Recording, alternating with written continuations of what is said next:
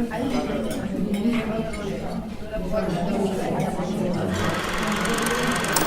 हाल है आपके? अस्सलाम वालेकुम। वालेकुम अस्सलाम। The other day when I asked you a question, ऐसा क्यों है कि हमारी जनरेशन में हमें लैक ऑफ फोकस और इनकंसिस्टेंसी, एक नॉन सीरियस एटीट्यूड देखने को मिलता है। We want instant gratification, we want recognition, we want to be recognised, और ये सब चीज़ें हमें सेल्फिश बना रही हैं। So could you please tell the audience what you told me?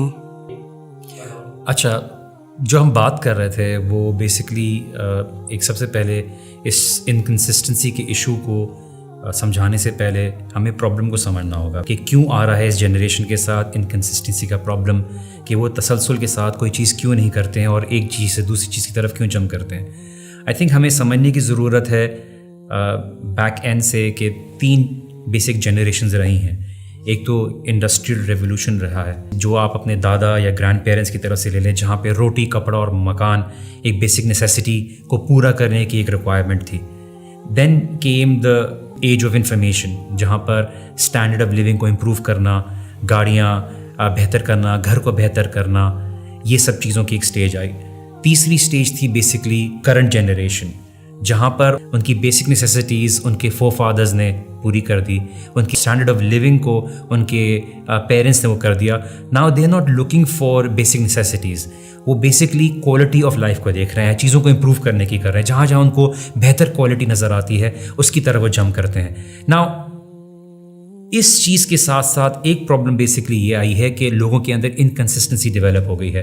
कुछ चीज़ों में इंस्टेंट ग्रेटिफिकेशन चाहते हैं, इंस्टेंट रिवॉर्ड चाहते हैं कि मैं अगर प्रोफाइल बनाऊं फेसबुक पे तो इंस्टेंट पॉपुलैरिटी मिल जाए, टिकटॉक बनाऊं तो उस पर इंस्टेंट पहुंच जाए, खाना बनाऊं तो इंस्टेंट बन जाए। इसी तरह से इंस्टेंट रिवॉर्ड के चक्कर में वो एक चीज़ से दूसरी चीज़ की तरफ जंप करते हैं। I think we need to understand and explain to the current generation कि देखिए, you need to be consistent in order to see lasting rewards. मिसाल के तौर पर मैं आपको एग्जाम्पल बताता हूँ। अगर आप एक्सरसाइज करने के लिए जिम में जाएंगे, आपने 1 घंटा एक्सरसाइज की, क्या आपको रिजल्ट नज़र आएगा? नहीं नज़र आएगा। आप दूसरे दिन जिम जाते हैं, आपको क्या रिजल्ट नज़र आएगा? नहीं नज़र आएगा। तीसरा, चौथा, 5वां दिन, 1 महीने बाद आपको रिजल्ट नज़र आएगा। इट्स नॉट दैट 20 मिनट्स और 30 minutes of exercise which is giving you result, but the consistency के साथ जो आप एक्सरसाइज कर रहे हैं, that is actually going to give you result. In the same way relationships में, मैरिजेस में, consistency is what produces that love. The consistency of being able to give respect, maintain that relationship. At the same thing, आपके work में आप काम करते हैं, आपने consistency के साथ अपने काम में effort लगानी होती है, which eventually makes you rise on the top.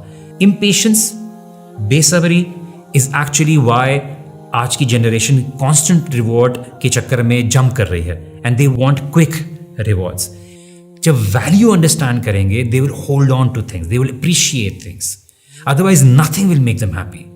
And ये चीज़ों से लेकर इंसानों तक भी ट्रांसफर हो जाता है। So we need to understand the problem first, why this generation is basically inconsistent with things, because they actually look for quality. चाहे वो सस्ता मोबाइल होगा, उनको उसमें भी quality आ जाएगी which is affordable.